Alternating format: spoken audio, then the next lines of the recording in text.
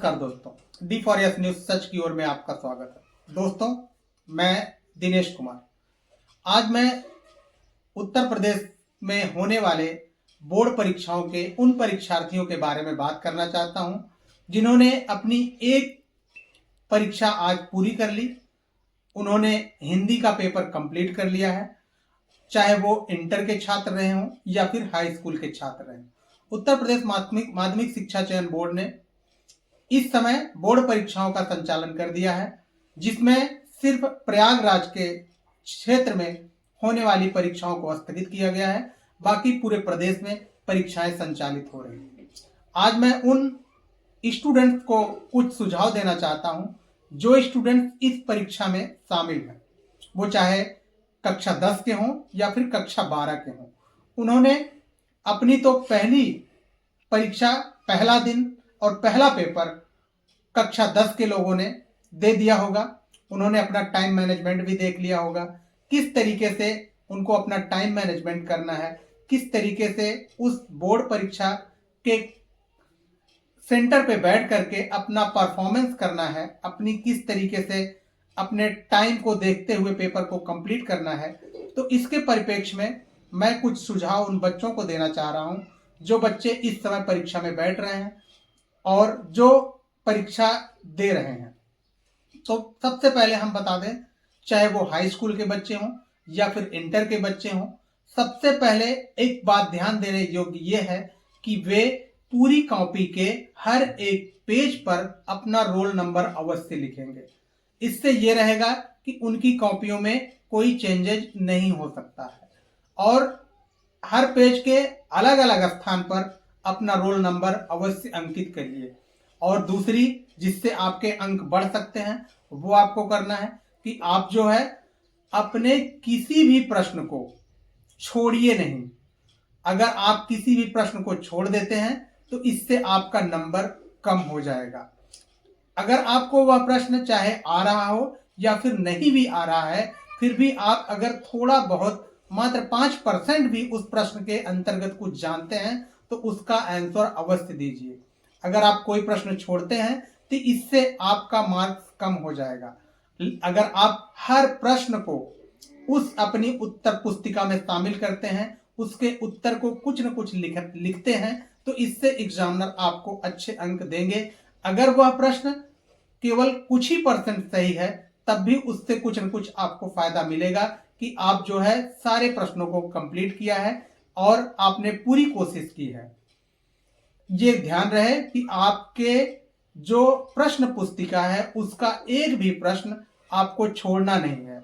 आपको पूरे प्रश्नों का आंसर जरूर देना हो, अगर वो चाहे आ रहा हो या ना भी आ रहा हो, तब भी आपको उसके प्रश्नों का आंसर कुछ न कुछ अवश्य देना है। और तीसरी सबसे बड़ी बात, आपको उस परीक्षा के 3 घंटे का जो क्षेत्र होता है, जो समय होता है, उसमें आप जो है अपने आप को कभी यह फील ना करें कि अरे मुझे ये प्रश्न नहीं आ रहा है, मैं इसे कैसे हल करूं। आप ये सोचिए कि जितने प्रश्न हैं मैं उन सबको अच्छे से हल करूंगा और मैं पूरी कोशिश करूंगा कि ये सारे प्रश्न का आंसर मैं अपनी इस उत्तर पुस्तिका में दे डालूं। और एक और सबसे उपयोगी बात यह है कि आप जो है अपने उस प्रश्न को पढ़ने के बाद ये नहीं कि जो प्रश्न हमको खूब अच्छे से आता है वही हम स्टार्ट करें। अब हम एक आपको सुझाव दे रहे हैं कि आप जो है जो प्रश्न आपको आता है वो तो मान लीजिए आता ही है, आप उसका परफॉर्मेंस अच्छे से कर लेंगे, लेकिन कोशिश करें कि आप जो है अपने सभी प्रश्न एक क्रम में उसका उत्तर दें। जैसे 1 से शुरू हो रहा है तो आप 1 से ही शुरू करें और 1 2 3 4 ऐसे जितने प्रश्न आ रहे हैं उन सब का आप उत्तर देते हुए चले जाइए। अगर उसके बीच में आपको कोई प्रश्न नहीं आ रहा है तो आप उसे छोड़िएगा नहीं, उसका उत्तर जरूर लिखिए। उसका उत्तर आपको कुछ न कुछ जरूर आता होगा, उसके बारे में, उससे संबंधित आप उसमें कुछ न कुछ जानकारी जरूर अपनी तरफ से फिल करें, ना कि उस प्रश्न को पूरी तरह से छोड़ दें। और आखिरी में सबसे जो महत्वपूर्ण बात यह है कि आप जो है परीक्षा के दौरान ना तो किसी से कोई संबंध की बात करें और ना तो किसी से पूछने की बात करें, ना किसी को बताने की बात करें। जब भी आप एग्जाम सेंटर पर जाएं, शांत पूर्वक बैठें, शांत पूर्वक अपने स्थान पर बैठें। जहां आपकी डेस्क स्लिप लगी है वहां आप शांत पूर्वक बैठें और अपने आप को परीक्षा के मूड से ही मेंटेन रखें।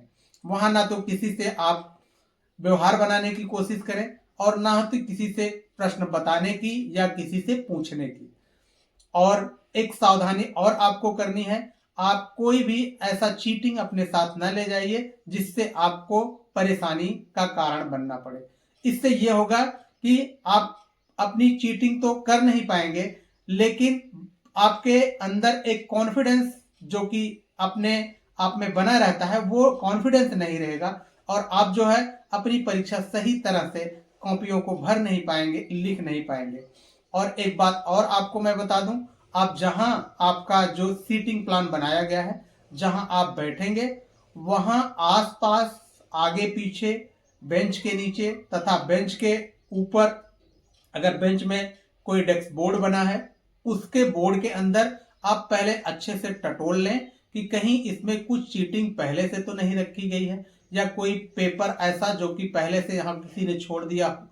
तो आप ये जरूर देख लें कि आपके पैर के नीचे, आपके आसपास, आपकी सीट के आसपास कहीं कोई कागज छोटा टुकड़ा तो नहीं फेंका गया है, जिससे यह भी आपके परेशानी का कारण बन सकता है।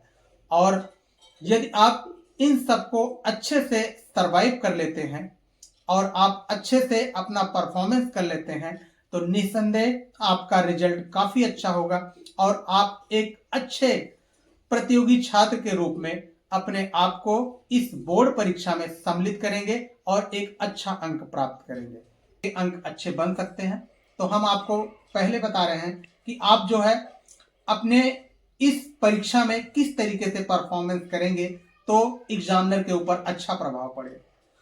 तो आप जब भी कोई प्रश्न का आंसर दें तो आप उसमें अपने पेन को चेंज करें। उत्तर जो आप आंसर लिख रहे हैं आप उसे किसी गहरे मोटे पेन से आप उसकी हेडिंग बनाइए और उसमें आंसर उसके बाद लिखना शुरू करिए। यदि आपको आंसर लिखते समय ऐसा लगता है कि इसमें कुछ ऐसी लाइन है जो बहुत महत्वपूर्ण है तो आप उसे नीचे से एक हल्की पतली लाइन, अंडरलाइन पूरा कर दीजिए। उसके नीचे अगर आप अंडरलाइन करेंगे तो एग्जामिनर की सीधी निगाह उस अंडरलाइन किए हुए शब्दों पर जाएगी और उससे आपके अंक बढ़ सकते हैं।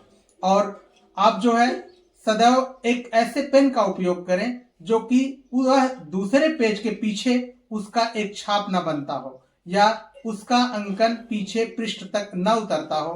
आप ऐसी ही पेन का उपयोग करें और सिर्फ 2 प्रकार की पेनों का आप प्रयोग करें, एक ब्लैक और एक ब्लू। इससे यह होगा कि आपके जो आंसर सीट है उसमें बहुत सारे विभिन्न रंग ऐसे नहीं भरे रहेंगे कि हमें क्या देखें क्या ना देखें। और ब्लैक और ब्लू से यह होगा कि एक सीधी सी आपकी आंसर सीट दिखेगी और उसमें अच्छे से एग्जाम